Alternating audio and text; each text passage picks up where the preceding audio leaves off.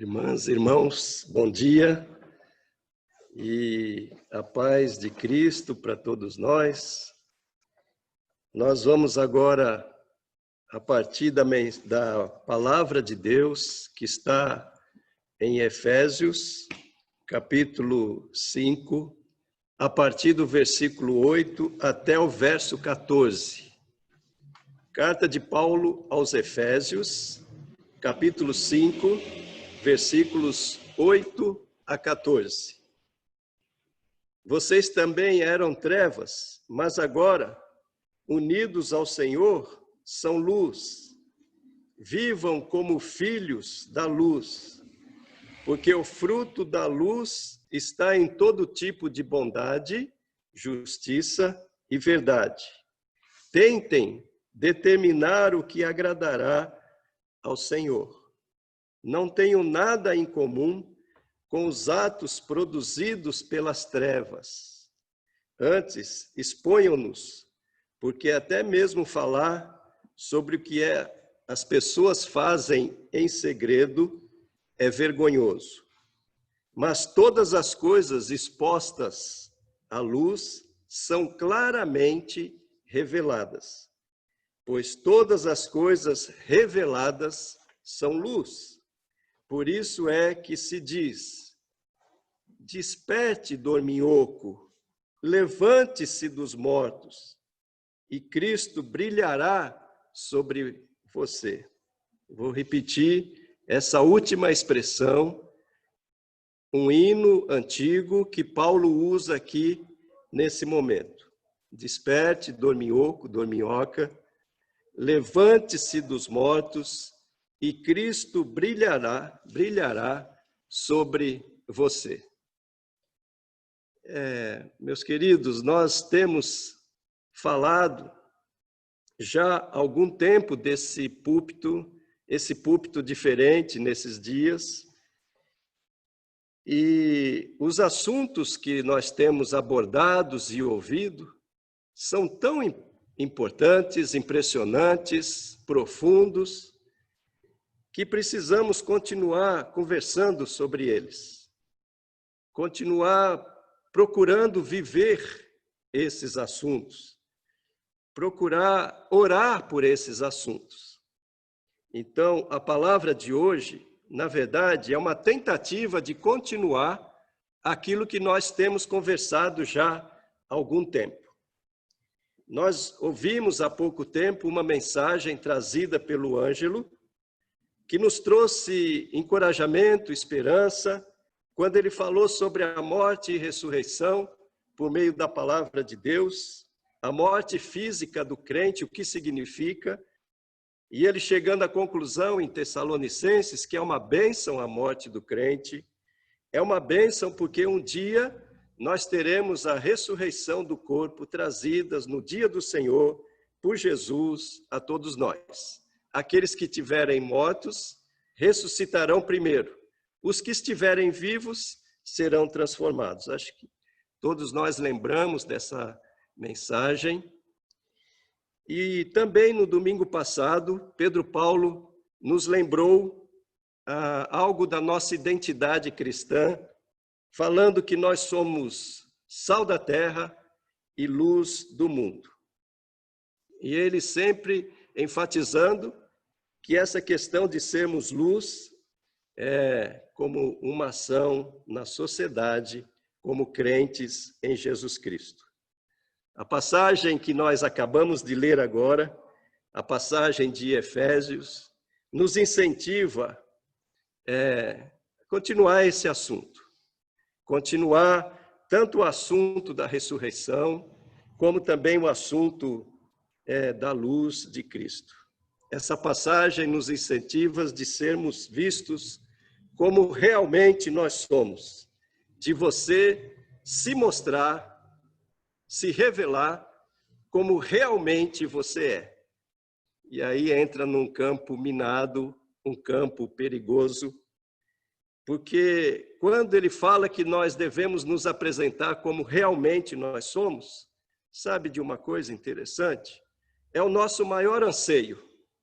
Nosso maior anseio ser transparentes, honestos, sinceros e mostrarmos às pessoas, as que estão ao nosso redor, perto de nós, próximas de nós, e também aos demais, mais longe, de quem realmente nós somos. Nos apresentarmos assim, nós sermos vistos como realmente é a verdade. Mas, ao mesmo tempo, não é só um anseio nosso de nos revelarmos como nós somos. A gente vê pela palavra de Deus aqui, e desde o início a gente vê isso, que Deus também anseia, o maior anseio de Deus, falando de uma maneira humana, usando palavras nossas, o maior desejo, o maior anseio de Deus é que nós nos apresentemos, principalmente diante dele e diante dos outros, como realmente nós somos. Mas por que é perigoso esse assunto? Por que é um campo minado? Porque desde o início, desde um pouquinho depois da criação, logo depois da queda, nós nos apresentarmos como nós somos, como nós estamos, é o nosso maior medo. Então fica essa guerra entre o nosso maior anseio e também o nosso maior medo. Desde o início, após a queda, logo após o pecado, o homem se esconde, ele vai para trás da árvore. E quando a gente pensa na cena do homem atrás da árvore, escondido, a gente vê que é ridículo, mas essa tem sido a nossa atitude, porque nós temos medo de revelar quem nós somos, por causa desse mal grande do pecado. E não só por causa do pecado, porque aí nós ganhamos uma natureza má, uma natureza pecaminosa. Mas o versículo 8 que foi lido aqui diz assim: vocês já foram trevas, vocês eram trevas, mas agora, unidos ao Senhor Jesus Cristo, vocês são luz. Vivam como filhos da luz. Então, o versículo 8, ele nos diz da nossa identidade atual em Cristo. É uma questão de DNA. Nós temos esse DNA em nós. Essa expressão desse versículo 8, para mim, é uma das expressões mais ricas, mais encorajadoras, mais preciosas que a Bíblia nos traz. Tem uma versão que diz: vocês são criaturas da luz. Então, como se a luz nos gerasse, como se a luz criasse-nos. Então, nós somos criaturas da luz. Mas, na versão que nós lemos aqui, ela amplifica um pouco mais essa dignidade, eu acredito, porque ela diz que nós somos filhos da luz, a luz nos gerou. Nós somos que nem João Batista, nós não somos a luz, mas nós podemos anunciar e crer na luz que é o Senhor Jesus Cristo. E a luz, quando vem, ela gera filhos. E nós somos esses filhos gerados pela luz. Mas olha, tem uma outra versão que diz um pouquinho diferente, e aí nos mostra que não é só uma questão de identidade, de DNA. Isso é tão rico que ela nos mostra uma coisa a mais. Ela diz, na outra versão, nós pertencemos à luz. Então, não é só uma questão que nós temos a digital da luz, que nós temos origem na luz, que o nosso nome é por meio da luz. Não, mais do que isso. A ela, a luz, nós pertencemos. Não é só a identidade, mas o pertencer, o fazer parte. Nós fazemos parte da casa da luz, não como estranhos, mas como pertencentes, como membros dessa casa. Nós fomos trazidos pela luz para esse domínio, para essa realidade, para esse governo, para esse lar. nós pertencemos a essa casa. Nós estamos passando por um tempo provisório de confinamento. Nós não estamos nos expondo à luz. Nós estamos mais expostos à luz da sala fechada, da sala cerrada, do cômodo, da luz artificial, mas ela é uma luz falsa, não é essa luz a que nós pertencemos, essa luz falsa. Nós pertencemos ao dia, ao sol. Vamos aproveitar, então, esse tempo que nós estamos em confinamento para orar para essa luz, para que esse tempo seja remido e a gente aproveite para aproveitar mais da transformação devocional, espiritual dessa luz, a realidade da luz de Cristo, para quando a gente sair, nós não somos da casa, nós somos da rua, para quando a gente sair, a gente possa iluminar ainda mais essa luz que nós temos em Cristo Jesus. Agora eu vou para o último versículo, aquele versículo que é um hino antigo e que Paulo usa aqui para a igreja de Éfeso. Ele diz assim, na versão que eu li: desperte, dorminhoco, levante-se dos mortos e o Cristo brilhará sobre você. Meus irmãos, aqui, quando ele fala esse apelo, quando ele nos dá essa exortação, quando ele lembra de uma palavra, talvez de Isaías, que ele está usando aqui, ele diz de uma realidade terrível, porque é possível ser filho da luz, é possível pertencer à luz, já sermos mesmo crentes em Jesus Cristo, mas existe uma notícia triste e terrível. É possível que nós estamos dormindo, nós estamos indiferentes, nós estamos alheios. E tudo aquilo que está aí de mal entre nós, nós não temos interferência nenhuma, influência nenhuma, não temos ajuda nenhuma. É possível que a gente esteja dormindo ao ponto de sermos comparados pela palavra de Deus, pela exortação do apóstolo, do profeta na antiguidade, sermos comparados com os mortos, o lugar dos mortos, um lugar silencioso. Nesse sentido é gostoso, não é? É bom, mas é um silêncio mortal, fatal. Um lugar sem beleza, um lugar sem cor, um lugar sem influência nenhuma, uma frieza, uma indiferença, uma inatividade, aquele lugar que vive do passado, não tem nada a dizer para o presente, e muito menos para o futuro. E aí o próprio Senhor Jesus Cristo nos convoca, e aqui entra a semelhança da palavra do Ângelo, Cristo nos convoca a uma ressurreição, diferente da ressurreição que o Ângelo nos disse, da ressurreição corpórea, física. Cristo nos convoca para uma ressurreição espiritual. Vocês estão dormindo, dorminhocos. Vamos levantar, vamos acordar desse sono. Vocês não são desse sono, vocês não são esses. E Cristo nos convoca para uma ressurreição espiritual. E essa ressurreição espiritual é possível no Espírito Santo. Por quê? Por causa da ressurreição de Cristo e por causa da promessa da nossa ressurreição no futuro do corpo.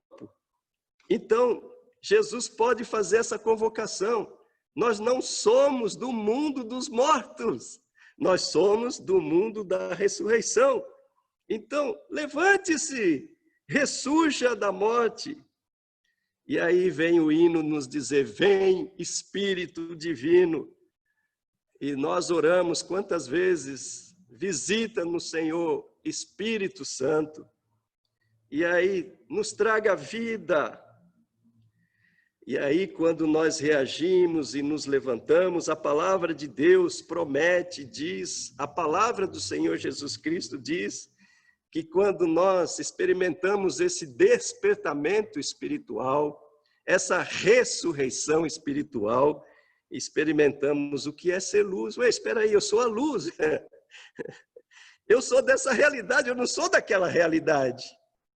Quando a gente levanta, a gente percebe, espera aí, que tempo que eu estou perdendo. Porque Cristo novamente nos ilumina e nos faz reconhecer e experimentar o tempo todo que nós somos filhos da luz, nós pertencemos a ela. Aí no versículo 8, novamente, ele diz assim: vivam como filhos da luz. Nesse momento, nós estamos prontos e querendo viver como isso que nós estamos reconhecendo, nós somos filhos da luz. Numa outra versão fala, andai como filhos da luz. Eu gosto desse viver como filhos da luz e andai como filhos da luz, porque ele está falando do dia a dia, meus irmãos, de cada minuto, de cada dia da semana, sem interrupção. Os filhos da luz têm essa possibilidade de viver a sua vida, o seu dia, como filhos da luz. E aí começa um processo de Jesus Cristo que nos ilumina em nós. E o versículo 9 e o versículo 10 nos ajudam nesse processo pessoal da luz em nós. Um processo maravilhoso. Sabe aquele processo que só vai crescendo como a luz da aurora e até brilhar como o dia perfeito? É isso que a luz faz em nós, no nosso dia a dia. Por isso que ele fala, viva como filho da luz. Versículo 9 diz assim, porque o fruto da luz, quem vive na luz, dá fruto. A luz dá fruto em nossa vida, porque o fruto da luz está em todo tipo de bondade, justiça e verdade. Por enquanto, apenas o versículo 9. Gente, está querendo dizer que a luz começa um processo em nós que fala ao nosso comportamento, que transforma o nosso caráter, que nos dá uma vida, um estilo de vida, um modo de viver, um jeito de viver, cada dia diferente. Um modo de viver bonito, belo, que tem a ver com o nosso ser, com a nossa identidade e com o nosso pertencer. É como se a luz fizesse assim o tempo todo nas nossas costas, aquele tapinha, saia de trás da árvore. Para de ficar escondido. Seja o que você é em Cristo Jesus. E aí, quando ele diz a respeito de bondade, no capítulo anterior, no capítulo 4, versículo 31, Paulo estava falando a respeito das obras da maldade, do mal, e ele diz assim, esses vivem em toda malícia. E agora, em contraste com isso, falando do filho da luz, ele fala, é possível viver em toda bondade. Deixar a malícia e viver a plenitude da bondade. O que é a plenitude da bondade? Preste atenção. É a cada momento do dia, você fazer uma busca. Você vai preparar o almoço. E nesse preparo do almoço, você fala assim, cadê o bem?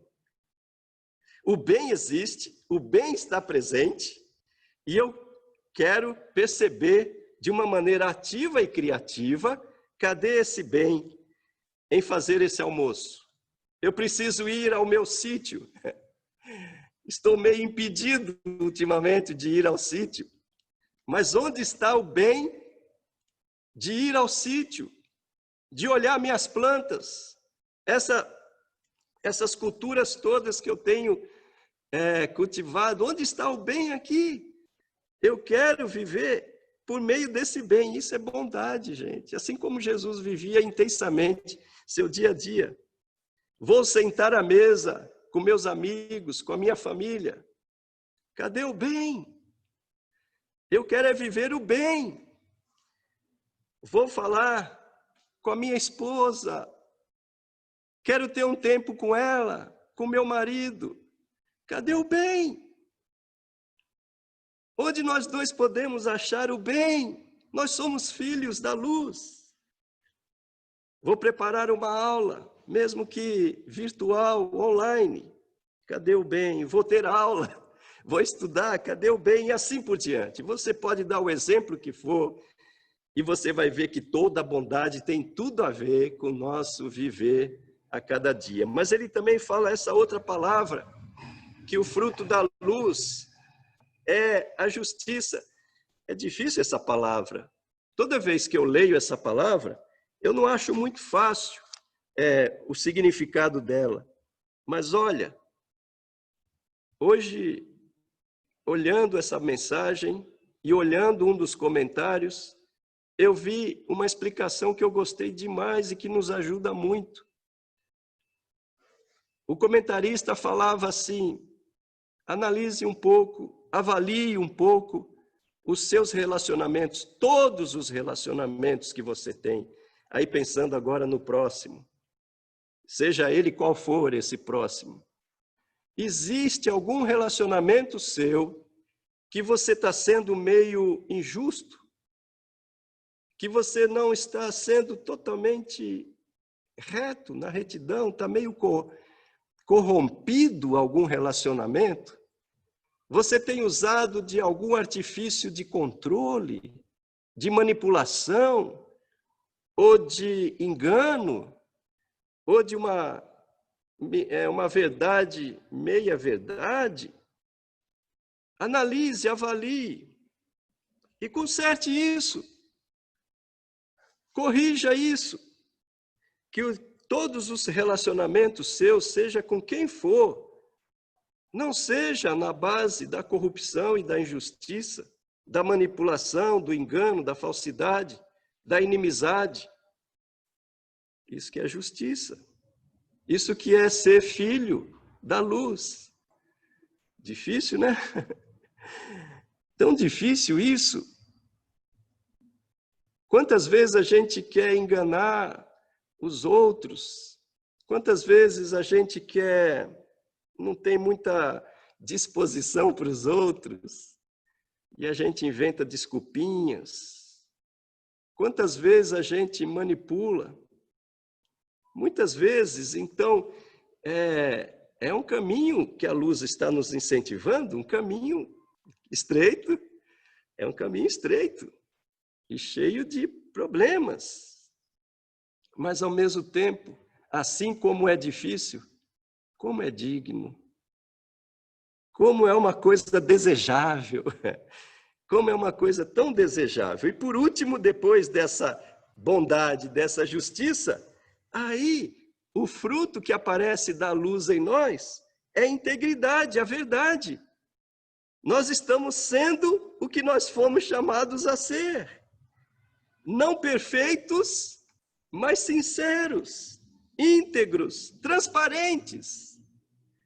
Não a própria luz, mas chamados por Jesus Cristo, que é a luz, de luz deste mundo, em Cristo. Uma luz que pode brilhar cada vez mais. Esse é o processo da luz em nós. E olha que coisa interessante, gente, versículo 10. Tentem determinar o que agradará ao Senhor. Olha, Deus é o Deus soberano. É Ele quem é luz, nós não somos luz. Deus é o Deus soberano. Mas Ele nos dá, Ele é o protagonista, mas Ele nos dá na sua graça e na sua misericórdia, nessa caminhada da luz, condições de sermos protagonistas. Condições de tirarmos o melhor de nós, iluminados por Jesus Cristo.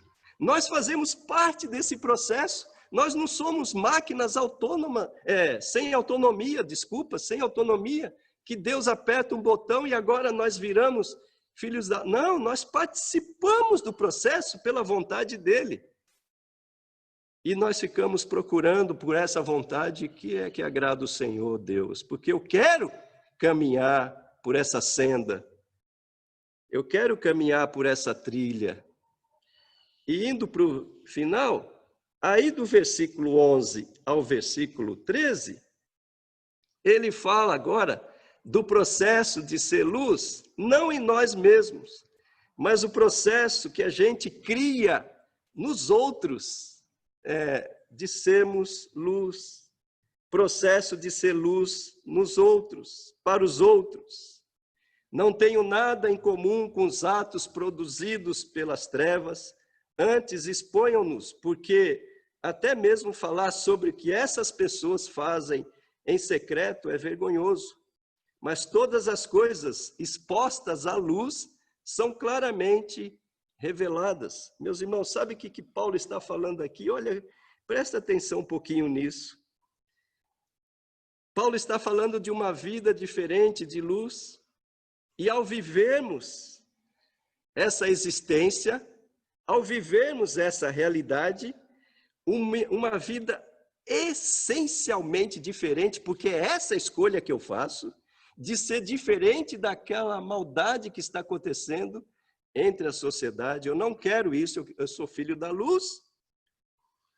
E essa escolha que a gente faz nos traz uma vida essencialmente, na essência, diferente, contrastando com a vida daqueles que estão fora da luz. É um contraste. E aí esse contraste de nós vivermos assim, cria um processo silencioso, um processo humilde, um processo bondoso de denúncia. Não é uma denúncia raivosa, não é uma denúncia do discurso, não é uma denúncia do julgamento. A gente não leva os outros ao tribunal, não. Ao vivermos de maneira diferente, sob a luz, a gente acaba vivendo uma vida subversiva no sentido de que provoca uma mudança, uma revolução na vida dos outros, mas uma provocação silenciosa de viver, de vida, de autoridade.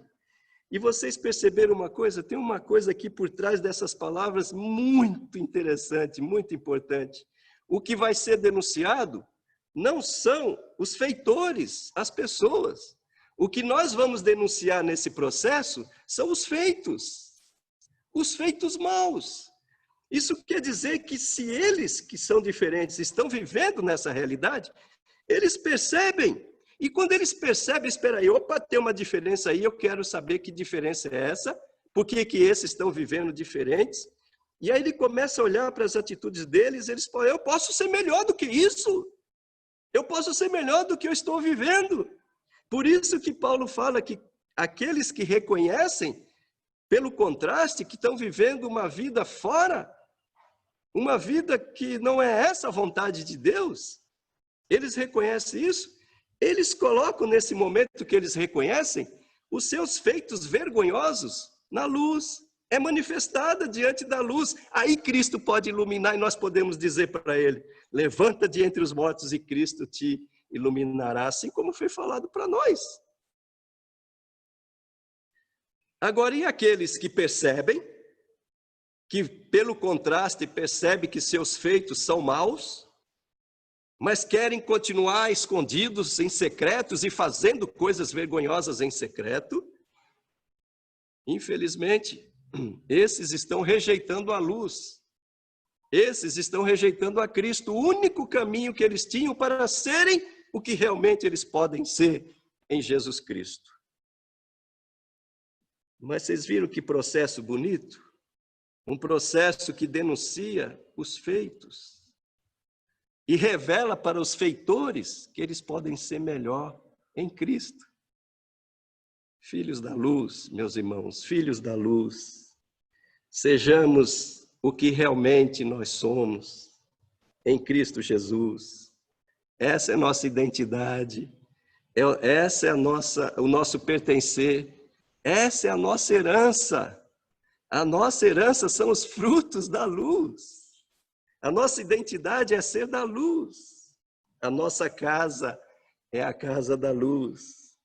E sem medo. Lança fora o medo. Sai de trás da árvore. Desperte, dorminhoco e dorminhoca. Levante-se dos mortos. E o Cristo brilhará sobre você. Que seja assim com você e com a nossa igreja. Amém.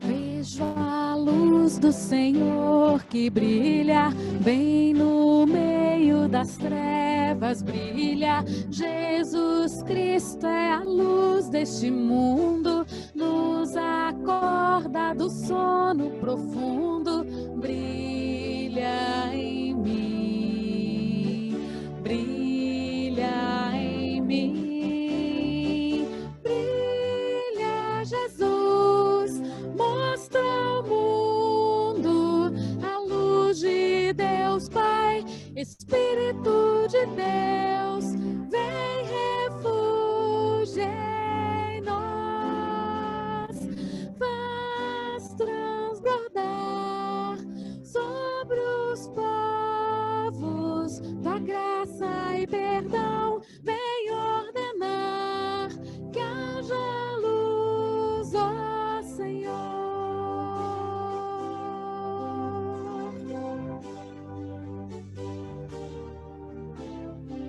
Eis-me achego ao teu trono incrível, o mais finito ao intangível. Por teu sangue precioso eu ouso entrar, minhas sombras da alma vem dissipar. Brilha em mim, brilha em mim, brilha Jesus, mostra ao mundo a luz de Deus Pai, Espírito de Deus, vem refúgio em nós, faz transbordar sobre os povos tua graça e perdão, vem ordenar que haja luz, ó Senhor.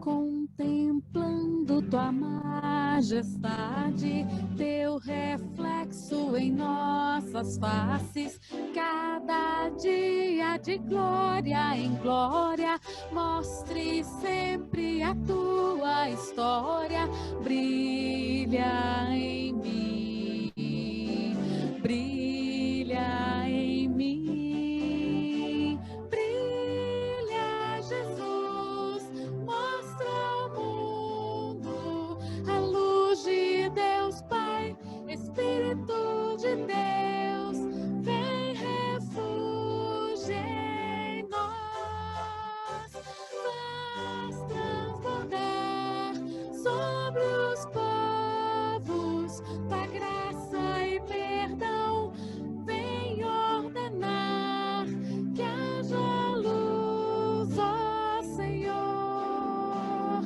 Brilha Jesus, mostra ao mundo a luz de Deus Pai, Espírito de Deus, vem refúgio em nós, faz transbordar sobre os povos tua graça e perdão, vem ordenar que haja luz, ó Senhor.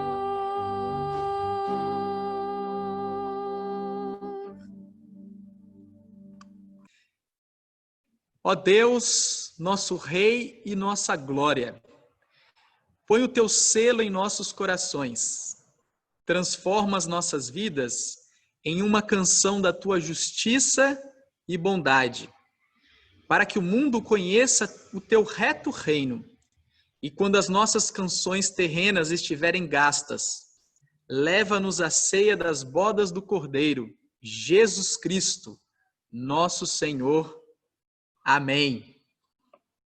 Irmãs e irmãos, que a luz do Deus Pai, que o brilho do Deus Filho, o nosso Senhor Jesus Cristo, que o resplandecer do Deus Espírito Santo esteja com você, esteja conosco, hoje e para todos sempre. Amém.